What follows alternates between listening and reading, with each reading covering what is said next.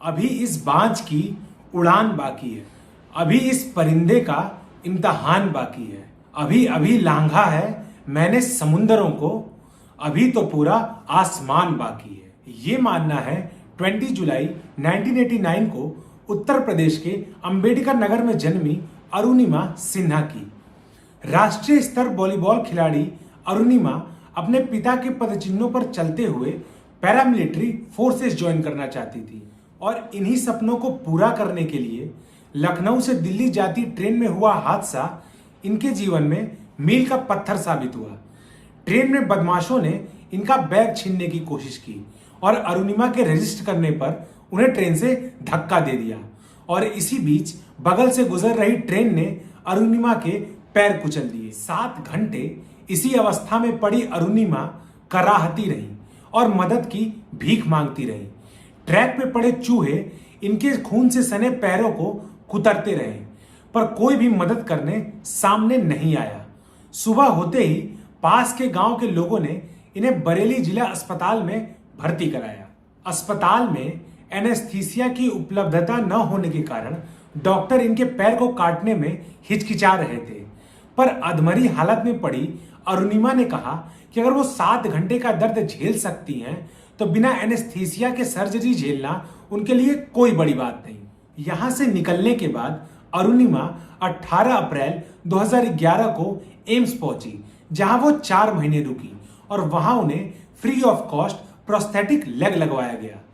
अरुणिमा को ऐसी लाचार और असहाय जिंदगी जीना मंजूर नहीं था। वो कुछ बड़ा कर दुनिया में मिसाल बनना चाहती थी, इसलिए उन्होंने माउंटेन क्लाइंबिंग करने की ठानी।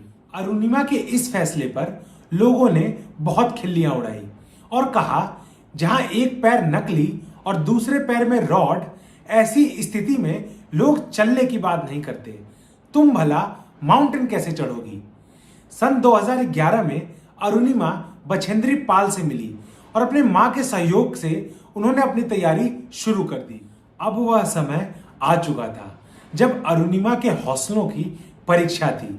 बेस कैंप से कैंप 3 तक आने वाली सभी बाधाओं को पार कर अरुणिमा आगे बढ़ रही थी और जहां उनकी हिम्मत टूटे वहां वो बछेंद्री पाल की बात याद करती कि जब भी तुम्हें लगे कि अब मुझसे नहीं हो पाएगा तो जरा पीछे मुड़कर देखना और खुद से ये कहना कि यहां तक मैं एक एक कदम चल कर आई हूं। कैंप 4 की चढ़ाई के दौरान अरुणिमा जिधर भी अपना सर मोड़ती उन्हें लाश दिखाई देती। मनोबल टूटने की बजाय अरुणिमा मनोबल यह सोचकर बढ़ा लेती कि अब उन्हें इन साथियों के लिए भी पीक पर पहुंचना है। 21 मई 2013 को सुबह 10:55 पर अरुणिमा ने इतिहास रच दिया।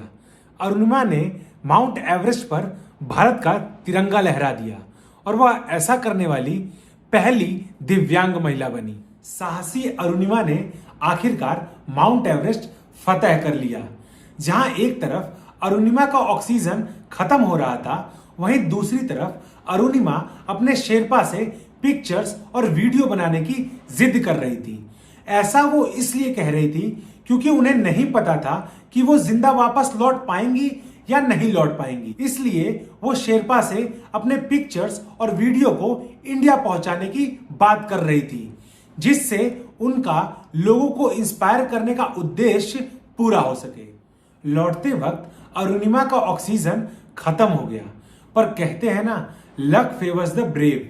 ब्रिटिश क्लाइंबर ने अपने एक एक्स्ट्रा ऑक्सीजन सिलेंडर को अरुणिमा को दे दिया, जिससे अरुणिमा सुरक्षित वापस लौट आई। Arunima Mount Everest, Mount Kilimanjaro, Mount Elbrus, Mount Kosciuszko, Mount Aconcagua, Mount Denali और माउंट विंसन पर चढ़ने वाली दुनिया की पहली दिव्यांग महिला हैं। अरुणिमा को 2015 में पद्मश्री अवार्ड से नवाजा गया। अरुणिमा को Tenzing Norgay highest mountaineering award India से भी नवाजा गया। यह कहानी थी अरुणिमा सिन्हा की, जिनका यह मानना था कि वो दिव्यांग बॉडी से हैं, दिमाग से नहीं। आपको उनकी कहानी कितनी पसंद आई कमेंट कर जरूर बताइएगा और अपने भाई के चैनल को लाइक, शेयर एंड सब्सक्राइब करना मत भूलिएगा।